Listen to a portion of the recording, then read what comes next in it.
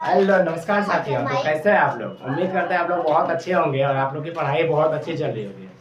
तो आज जो है, जैसा कि आप लोग को थंबनेल देख के ही पता चला होगा, आज हम समझेंगे कि आप अपने बोर्ड एग्जाम से 10वीं में जो है कि साइंस में ज़्यादा से ज़्यादा नंबर कैसे ला सकते हैं, पूरा का पूरा स्ट्रेटेजी देखेंगे साइंस के बारे में। ठीक ना?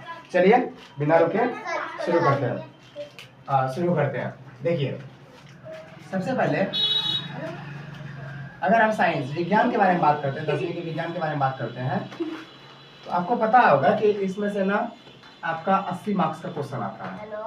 कितना मार्क्स का? 80 मार्क्स का क्वेश्चन आता है, समझ गए?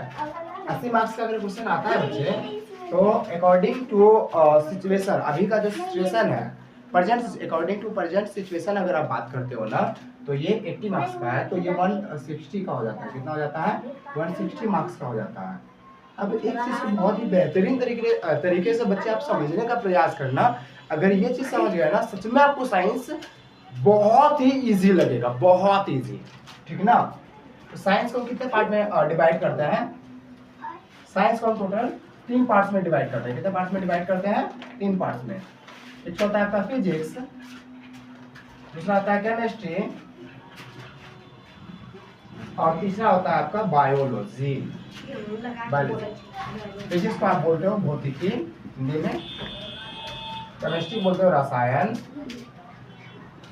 और इसको बोलते हो जीव विज्ञान, जीवों का विज्ञान। समझ गए?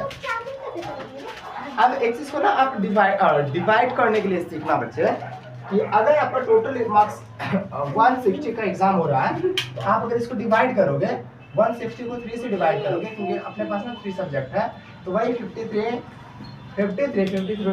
पॉइंट कुछ आता है।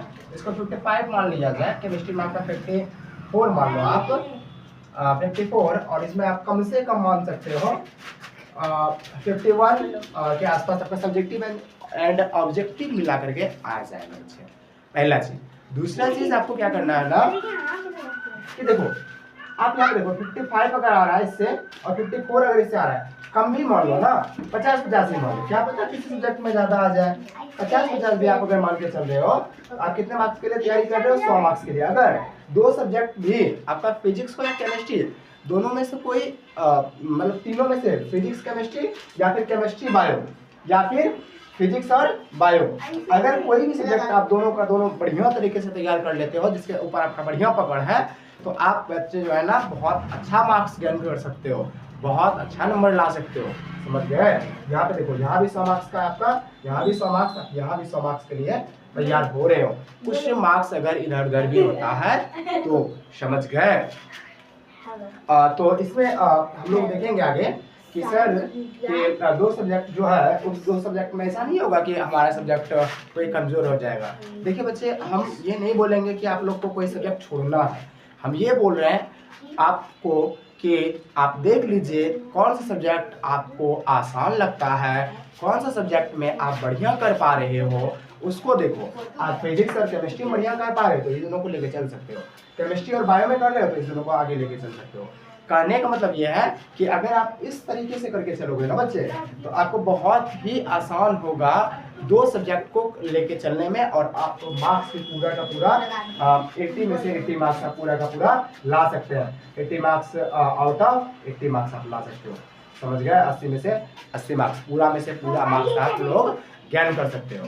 ठीक है दोस्तों, कल हमारा वीडियो आया था मैथमेटिक्स के कैसे पढ़े उसके ऊपर, आज साइंस का हो गया, कल जो है आपका हिंदी का रहेगा, तो आप लोग देखिएगा जरूर। तो मिलते हैं अगले वीडियो में, तब तक के लिए टेक केयर, धन्यवाद। और आप लोगों की जानकारी के लिए बता देना चाहेंगे कि अभी जो ये स्ट्रेटजी हम बता रहे हैं, पूरा का पूरा बहुत ही ज़्यादा यूनिक तरीके से देखने के बाद, बुक्स को पढ़ने के बाद, पिछले साल के क्वेश्चनों को देखने के बाद, उसके बाद हम आपको बता रहे हैं। इसीलिए आप लोग इस वीडियो को जरूर देखिए और जहां तक हो सके शेयर कीजिएगा। ठीक है दोस्तों, मिलते हैं अगली वीडियो में, तब तक के लिए टेक केयर, धन्यवाद।